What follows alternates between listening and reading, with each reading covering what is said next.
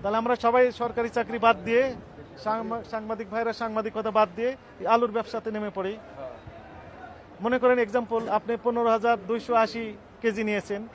কত? 15,280 কেজি গুণ 15,280, তাহলে আপনার 1,10,000 অযুত লক্ষ 1,68,080 টাকা লাভ হলো একদিনে অতিরিক্ত।